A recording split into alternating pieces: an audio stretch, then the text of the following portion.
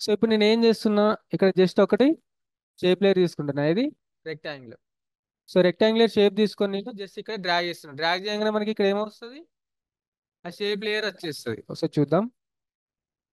So నేను ఇట్లా drag చేసేసిన, నాకు ఇంతవరకు కావాలనుకుంటున్నా. సో మీరు ఎక్కడ వరకు కావాలనుకుంటారో అక్కడ వరకు డ్రాగ్ అనేది చేసుకోండి. ఓకే. సో డ్రాగ్ చేసుకున్నాక మనకి యాంకర్ పాయింట్ అనేది ఎక్కడ ఉంది, మిడిల్లో ఉంది కాబట్టి నో ప్రాబ్లం. ఓకేనా. ఇప్పుడు నేను ఇక్కడ స్ట్రోక్ ఆఫ్ ఫిల్ ఆఫ్ చేయాలనుకుంటున్నా, అప్పుడు ఎక్కడ క్లిక్ చేయాలి నేను, ఫిల్ పైన. నేను ఆఫ్ చేయాలంటే మాత్రం ఫిల్ నేమ్ మీద క్లిక్ చేయాలి, ఆన్ చేయాలి మాత్రం బాక్స్ లో క్లిక్ చేయాలి. ఇప్పుడు నేను స్ట్రోక్ ఆన్ చేద్దాం అనుకుంటే దేనిపైన క్లిక్ చేస్తా, బాక్స్ పైన క్లిక్ చేస్తా. ఓకేనా. సో స్ట్రోక్ నేను రెడ్ కలర్ పెట్టేస్తున్నా. సో రెడ్ కలర్ వచ్చింది. సో నాకు ఇప్పుడు స్ట్రోక్ అవసరం లేదు కాబట్టి ఏం చేయాలి, మళ్ళీ దాన్ని సో నేమ్ పైన క్లిక్ చేసి స్ట్రోక్ అనేది ఆఫ్ చేస్తున్నా.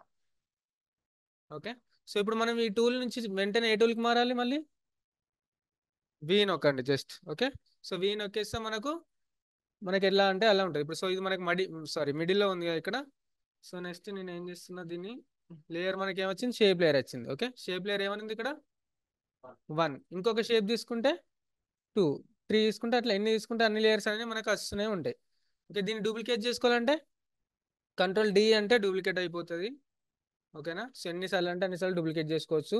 సో నేను కంట్రోల్ Z కొట్టేస్తే అండ్ అవుతుంది మళ్ళీ. సో కంట్రోల్ Shift Z అంటే మళ్ళీ రీడ్. ఓకేనా.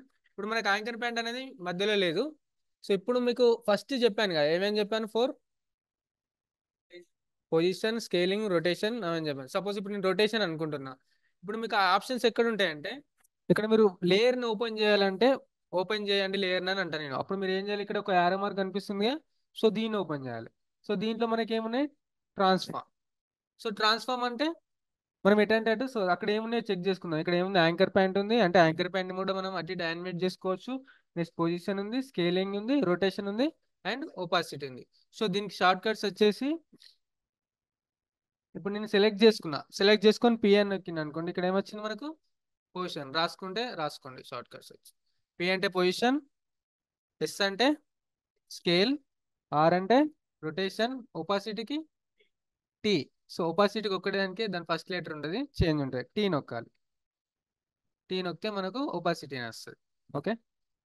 సో ఇప్పుడు మనం ఒక్కొక్కటి యానిమేట్ చేసుకుందాం. ఫస్ట్ ఆఫ్ ఆల్ మనకి యాంకర్ పాయింట్ అనేది ఇక్కడ ఉంది. సో నేను సపోజ్ రొటేషన్ అనుకుంటున్నా. సో ఆర్ నొక్కేసి ఇక్కడ మనకి ఏముంది, దీన్ని నేను రొటేట్ చేస్తున్నా. అది దేన్ని బేస్ చేసుకొని రొటేట్ అవుతుంది, సో మనకి ఇలా రొటేట్ కావాలా, మిడిల్లో ఉండి రొటేట్ కావాలా. సో నేను ఏం చేస్తున్నా, కంట్రోల్ Z అంటే మళ్ళీ మనకు రీసెట్ అయిపోతుంది.